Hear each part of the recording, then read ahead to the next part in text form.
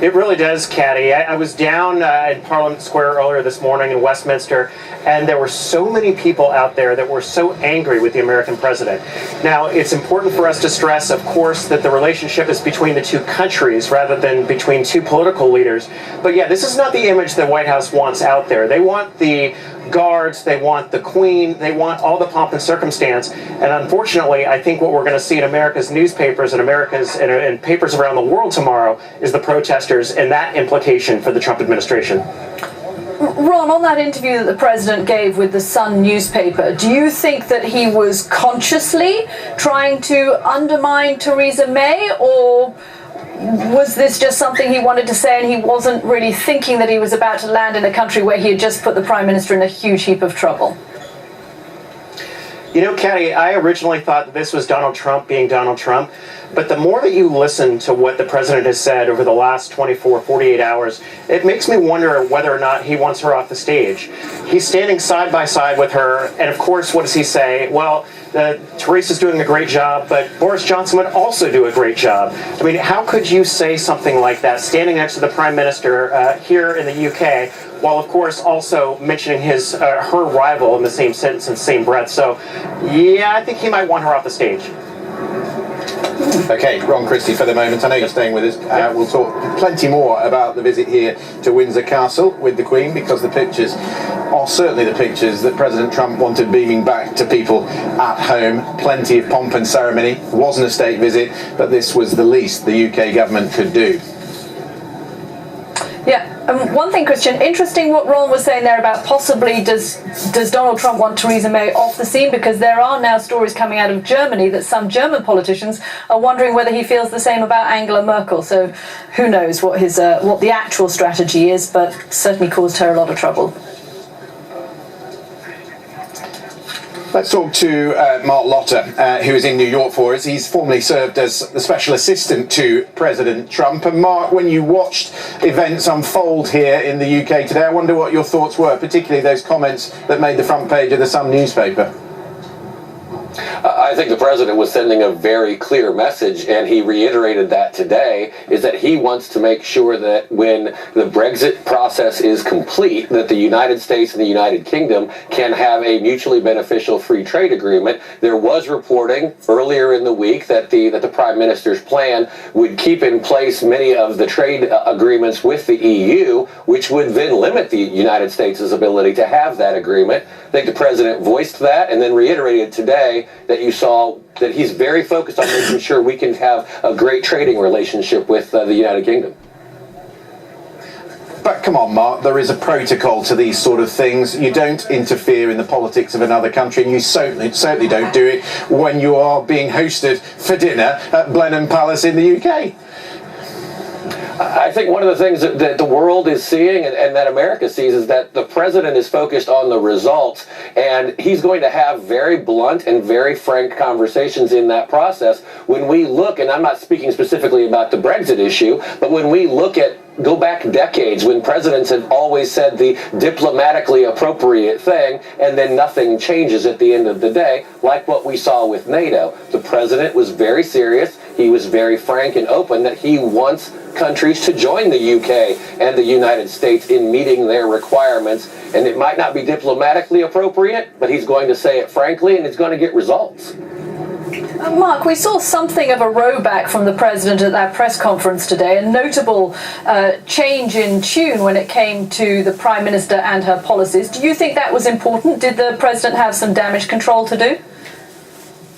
I don't know if I would call it damage control. I think probably what you saw, and I wasn't obviously involved in the conversations, was the Prime Minister being able to explain directly to the President how her plan would not limit our ability to have a free trade agreement with the United Kingdom, because, as I said, what we saw earlier in the week was that many of the trade policies... You think he had nothing to apologize for in the tone and the substance and the way that he spoke about his host in that newspaper interview? I think what you saw, and the president did apparently acknowledge the interview last night when they were having dinner and the way it was portrayed, but what you saw today was the president saying he has a lot of respect and admiration for the Prime Minister. He enjoys working with her, and he's going to look to continue working with her as we move through the Brexit process and negotiating a trade agreement with the United States. Okay, Mark Lotter, thank you very much for joining me. It has been an extraordinary day in British politics as well, of course, as in the transatlantic relationship. Christian, I was struck waking up here in the US this morning, early this morning, by how big a story Donald Trump's interview in the Sun newspaper was here in the US, because by and large American TV networks and papers don't give a huge amount of coverage to foreign stories, but this one they really did pick up on, and people here were pretty shocked, as Ron was suggesting, that the president had weighed in on domestic politics in this way. Yeah, and Ron made the point earlier to me in the afternoon that this is what the president does. He tramples over his own message. So last night I was standing on the roundabout saying, look at these pictures that are being beamed back to the United States. This is exactly what President Trump wants. What should have happened this morning, of course, on the breakfast shows in America is that they were showing the Scots, Welsh, Irish Guards and these lovely pictures of Blenheim Palace and what he was doing there. And instead they're focusing on the front page of the Sun. And you can just imagine what went on last night at a time when they were saying this is an unprecedented opportunity, and sort of speaking in grand terms about Brexit and how well he gets on with Theresa May. She would have been briefed in her ear, hey, just wait till you see the front page of the Sun. This is a whole load of pain. Yeah, that must have been an interesting end to that dinner. Okay, back here, 12 Russian intelligence officers have been charged with hacking the Democratic National Committee in the 2016 presidential election. The Deputy Attorney General, Rod Rosenstein, said that the dozen people accused used spear phishing emails and malicious software in the cyber attacks. The intelligence officers allegedly began their cyber attacks in March 2016 to hack the email accounts of volunteers and employees of Hillary Clinton's presidential campaign. Mr. Rosenstein said the defendants corresponded with several Americans during the alleged conspiracy, but added there is no allegation that any US citizen committed a crime. All of this, of course, comes days before President Trump meets the Russian President Vladimir Putin in Helsinki. Let's bring Ron back in. Friday afternoon, ahead of a visit to Russia. Is this a coincidence? No, there's nothing in my experience for 25 years in politics, Christian, that there is no such thing as a coincidence. I think that they wanted this to be the headline in the news tomorrow. And of course, who is they but the Mueller team? The president had a very good, from all we've seen, very good visit with the Queen here. We saw the guards march right past us. And then in the middle of all this, you hear about an indictment by Mueller and his team that is certain to dominate the headlines tomorrow. Yeah, and Ron, this indictment, to be clear, is of members of the Russian intelligence services, of people who work for Vladimir Putin. You couldn't get much closer to the president of Russia than this. How does it hang over then, or how might it impact Donald Trump's conversation going in with Mr. Putin?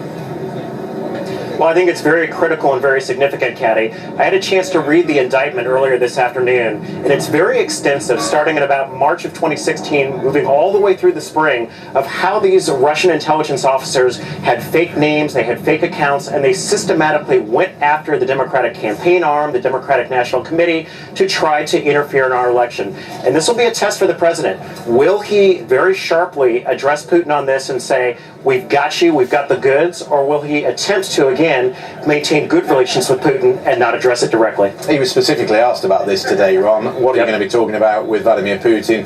Of course, Crimea, of course, Ukraine, but also he sort of preempted the question and said, yes, I am going to ask about the interference in the election. Does that tell us that he's come full circle now, and at least he does accept there was interference? Well, I think he accepts that there's interference, Christian, but what is he going to do about it? This is something that's been known, of course, all the way back to the Obama administration. The question is, does he say, this is what the indictment has, these are the officers named, and what are you going to do to address them and potentially bring them to justice? Okay, Ron Christie there for us at Windsor. Ron, thanks very much. Another thing that perhaps might be raised in that meeting is the next story. British police say that they have found a small bottle containing Novichok nerve agent during searches of Charlie Rowley's house in Amesbury. Mr. Rowley and his partner were poisoned by the chemical last month. She has since died. Yeah, you wonder what that will tell the police. Further tests can be carried out to establish whether this particular agent comes from the same batch that poisoned Sergei and Yulia Skripal in March. For more on this, let's cross to the BBC's Duncan Kennedy, who is in Salisbury for us. He gave us this report a little earlier. Well, the news that they found this bottle came through from the Metropolitan Police late this afternoon. All they're saying is that they found a small bottle at the house of Charlie Rowley in Amesbury, and that the bottle was found on Wednesday.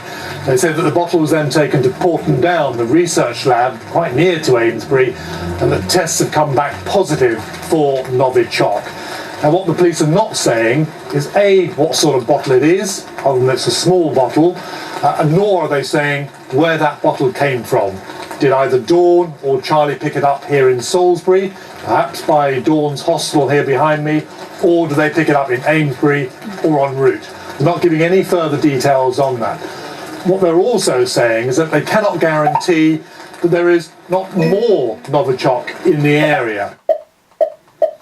Duncan Kennedy there for us in Amesbury. The English diver who found the young boys in a cave in